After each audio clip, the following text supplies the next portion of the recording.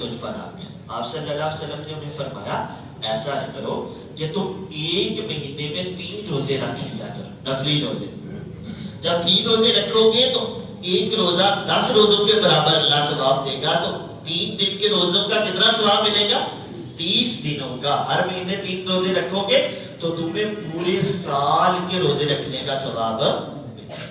لیکن انہوں نے کہا میں اللہ کے نبی میں آپ اس سے بھی زیادہ طاقت رکھتے ہیں۔ اب لوگ جانتے ہیں بعض لوگوں میں تقوی زیادہ ہوتا ہے، وہ زیادہ عبادت کرنا چاہتے ہیں، وہ زیادہ متقی ہوتے ہیں، تو انہوں نے کہا اللہ کے نبی صلی اللہ علیہ وسلم میں اس سے زیادہ طاقت رکھتا ہوں۔ تو آپ صلی اللہ علیہ وسلم نے فرمایا اچھا پھر روز نہیں، ایک دن روزہ رکھو اور ایک دن نہ رکھو۔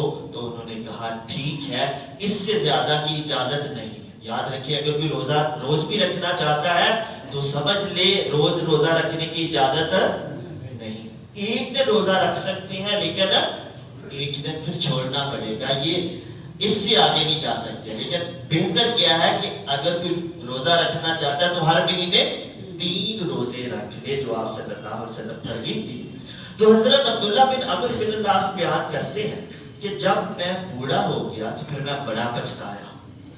جب میں بوڑھا ہو گیا تو میں بڑا پچھتایا کہ اب میرے لیے ایک دن روزہ رکھنا ایک دن چھوڑنا مشکل ہو گیا۔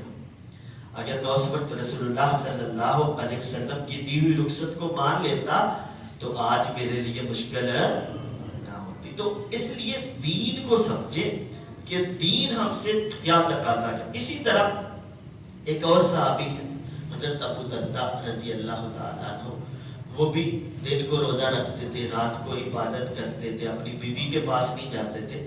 تو ان کی بیوی نے ان کے ایک دوست حضرت سلمان فارسی سے شکایت کی۔ تو سلمان فارسی نے کہا، حضرت سلمان فارسی نے کہا یہ طریقہ ٹھیک نہیں ہے۔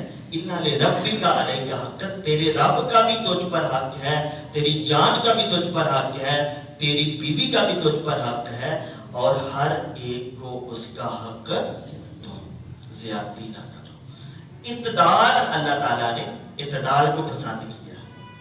ربنا آتنا فی الدنیا حسنہ وفی الآخرۃ حسنہ وقنا عذاب النار، اللہ تعالیٰ مجھے دنیا میں بہتر عطا فرما۔ اور تو دین اور دنیا میں اعتدال، جو دنیاوی ذمہ داریاں ہیں وہ بھی ہم ادا کریں، گھر کی ذمہ داری ہیں وہ بھی ادا کریں، لوگوں کے ساتھ ہمارے معاملات ہیں وہ بھی ادا کریں، ہمارے اخلاق ہیں وہ بھی اچھے بنائیں، اور اللہ کی عبادت بھی کریں۔ تو کم از کم جو 5 نمازیں فرض ہیں وہ اگر ہم جماعت کے ساتھ ادا کر لیتے ہیں تو انشاءاللہ اللہ کے ہاں ہم کامیاب ہیں۔ اس سے زیادہ ہم جتنی مرضی عبادت کریں لیکن وہ نفلی ہے۔ نفلی کا مطلب ہے وہ ایکسٹرا ہے، وہ آپ پہ فرض نہیں ہے۔ ان کی وجہ سے آپ باقی ذمہ داریوں چھوڑ دیں اور مسجد میں بیٹھ جائیں، یہ اللہ کو پسند نہیں ہے۔ تو حضور نبی کریم صلی اللہ علیہ وسلم کی جو سیرت اور سنت ہے وہ ایک متوازن اور اعتدال پر مبنی زندگی ہے، اور ہمیں اعتدال پر مبنی ہی زندگی بسر کرنی چاہیے، کسی طرح غلو کا شکار نہیں ہونا چاہیے۔ ایک انتہا میں یا دنیا میں بہت آگے نکل جائیں، دین کو بھول جائیں، یا دین میں اتنا آگے نکل جائیں کہ دنیا ہی بالکل ترک کر دیں، دونوں انتہائیں اللہ کی نظر میں ناپسندیدہ ہے۔ اللہ دین کو سمجھنے کی توفیق عطا فرمائے۔